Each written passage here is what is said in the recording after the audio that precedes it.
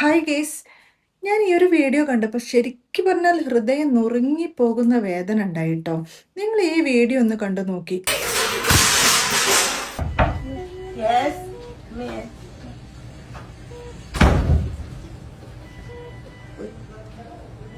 This is Rodriguez. Where's my husband? Where's my husband? ഈ ഒരു സംഭവം നടക്കുന്നത് അമേരിക്കയിലാണ് കേട്ടോ. ഡെലിവറി ടൈമിൽ ഹസ്ബൻഡ് നാട്ടിലെത്തും എന്നാണ് ഈ സ്ത്രീനോട് പറഞ്ഞിരുന്നത്. പെട്ടെന്ന് ഈ സ്ത്രീക്ക് വേദന കിട്ടുന്നുണ്ട്. അപ്പോൾ ഈ ഒരു സമയത്തൊന്നും ഭർത്താവിനെ വിളിച്ചിട്ട് കിട്ടുന്നില്ല. പക്ഷെ ബന്ധുക്കളോട് കാര്യങ്ങൾ പറഞ്ഞു, ബന്ധുക്കൾ വിളിക്കാമെന്നും ഭർത്താവ് എത്തുമെന്നും ഈ സ്ത്രീയെ അറിയിച്ചിരുന്നു. ഡെലിവറി കഴിയുമ്പോഴത്തേനും ഭർത്താവ് എത്താമെന്നാണ് ഏറ്റിരുന്നത്.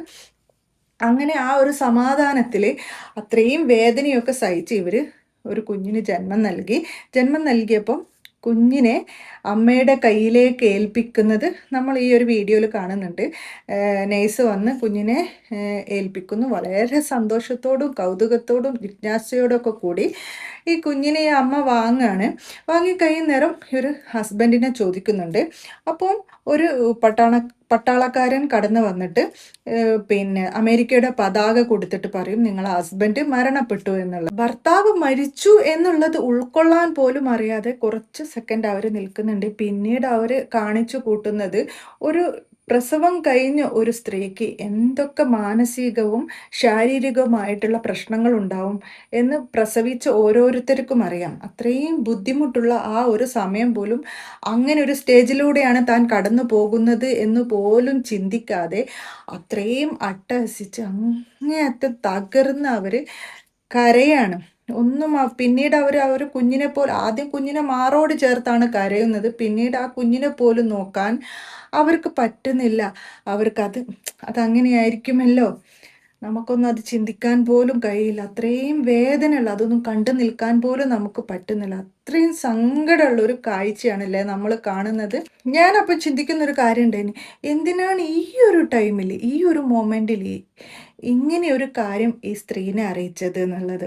അതിന് വേറെ എന്തൊക്കെയെങ്കിലും കാരണങ്ങൾ ഉണ്ടാവും. പക്ഷെ നമ്മൾ അങ്ങനെയാണല്ലോ ചിന്തിച്ചു പോവുക. കുറച്ചുകൂടിയൊക്കെ സമയത്ത് അവരൊരു ഹെൽത്ത് ഓക്കെ ആയിട്ട് കാര്യം, ഏതായാലും അവരെ ഹസ്ബൻഡ് മരിച്ചു, അത് യാഥാർത്ഥ്യം തന്നെയാണ്. അതിനി നമുക്കൊന്നും മാറ്റിയെടുക്കാൻ സാധിക്കുന്നതല്ല. ആ ഒരു സ്ഥിതിക്ക് ഒരു 2 ദിവസം കൂടി കഴിഞ്ഞിട്ട് പറയാഞ്ഞാൽ മതിയായിരുന്നു എന്ന് ഞാൻ വിചാരിച്ചു പോയിട്ടോ.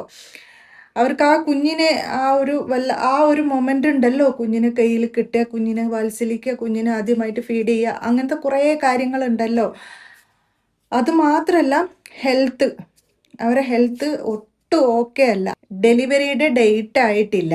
അതിൻ്റെ മുമ്പേ ഭർത്താവ് മരിച്ച കാര്യം എല്ലാവരും അറിഞ്ഞു. ഈ സ്ത്രീ ഒഴികെ ബാക്കി എല്ലാവരും അറിഞ്ഞു. അപ്പോൾ ഇവരെ പെട്ടെന്ന് പ്രസവിപ്പിക്കണം. ഇതറിഞ്ഞു കഴിഞ്ഞാൽ പിന്നെ പ്രസവം കോംപ്ലിക്കേറ്റ് ആവും. അപ്പോൾ അതുകൊണ്ട് തന്നെ പെട്ടെന്ന് ഡെലിവറി നടത്തിയതായിരുന്നു. ഒക്കെ സമയമെടുത്ത് അവർക്ക് കുറച്ചുകൂടി കഴിഞ്ഞിട്ട് പറഞ്ഞാൽ മതിയായിരുന്നു എന്ന് എനിക്ക് തോന്നിയതാണ് കേട്ടോ. പക്ഷേ ഇതിന് എന്തെങ്കിലുമൊക്കെ കാരണങ്ങൾ ഉണ്ടാവാം. ഞാൻ ഈ ഒരു വീഡിയോ ഷോർട്ടായിട്ടിട്ടപ്പം ഒരുപാട് പേര് ഒരുപാട് കാര്യങ്ങൾ പറഞ്ഞു. ഉള്ളതായിട്ടും ഇത് AI ആണ്, ക്രിയേറ്റീവ് ആണ്, പിന്നെ ഇത് കോണ്ടന്റ് ആണ് എന്നൊക്കെ പറഞ്ഞവരുണ്ട്. സംഭവം എന്താണെന്നുണ്ടെങ്കിലും എനിക്കതിൻ്റെ നിജസ്ഥിതി എനിക്കറിയില്ല. പക്ഷെ ഇതേപോലെയുള്ള സംഭവങ്ങൾ നമ്മളെ നാട്ടിൽ നടന്നിട്ടുണ്ട്, എത്രയോ നടന്നിട്ടുണ്ട്. ഇപ്പം നിങ്ങളെല്ലാവരും ഓർക്കുന്നുണ്ടാവും, നമ്മുടെ കൊറോണ കാലത്ത് എല്ലാവരും ഹൃദയം പൊട്ടിപ്പോയൊരു വാർത്ത ഉണ്ടായിരുന്നു. എനിക്ക് കാസർഗോഡോ കണ്ണൂർ ആ റൂട്ടിൽ എവിടെയുള്ള ഒരു ഭാര്യയും ഭർത്താവും കൊറോണ സമയത്ത് ഭാര്യയും ഭർത്താവും ഈ പ്ലെയിനിന് വരുന്നത് ഭയങ്കര റിസ്ക് ആയിരുന്നു. അപ്പോൾ ഹസ്ബൻഡും വൈഫും ഒരുമിച്ചാണ് പോരാൻ ടിക്കറ്റ് എടുത്തിരുന്നത്. പക്ഷേ മറ്റൊരാൾക്ക് വേക്കൻറ്റ് കൊടുത്തിട്ട് ഈ ഹസ്ബൻഡ് അവിടെ നിൽക്കുകയും ഒരാഴ്ച കഴിഞ്ഞിട്ട് വരാമെന്ന് പറയുകയും ചെയ്തിട്ടുണ്ടായിരുന്നു. വൈഫ് ഗർഭിണിയായിരുന്നു. അപ്പം അവരെ പെട്ടെന്ന് നാട്ടിലെത്തിക്കേണ്ടതാണല്ലോ, അതുകൊണ്ട് നാട്ടിലെത്തിക്കുകയും ചെയ്തു. ഒരാഴ്ച അങ്ങനെ അതിൻ്റെ ഇടയിൽ ഈ ഹസ്ബൻഡ് മരിക്കുന്നു. വൈഫ് അതറിയുന്നില്ല. പെട്ടെന്ന് തന്നെ അവരെ ഡെലിവറി നടക്കുന്നു. കോഴിക്കോട് മിംസിൽ വെച്ചിട്ടായിരുന്നു അങ്ങനെയാണ് എനിക്കെൻ്റെ ഓർമ്മ. ഈ ഡെലിവറി നടക്കുന്നു. അങ്ങനെ ഹസ്ബൻഡിനെ നമ്മളൊക്കെ കണ്ടതാണ്, ആംബുലൻസിൽ വെച്ചിട്ടാണ് ഈ ഭൗതിക ശരീരം ഈ വൈഫ് കാണുന്നത് വളരെ ദയനീയമായിട്ടുള്ള ഒരു അവസ്ഥയായിരുന്നു. ഇതിന് നമ്മൾ സാക്ഷിയായതാണ്. പക്ഷെ ഈ ഒരു രംഗം എന്താ പറയുക, ഈ ഒരു അവസ്ഥ ഒരുപാട് പേര് അനുഭവിച്ചതാണ്.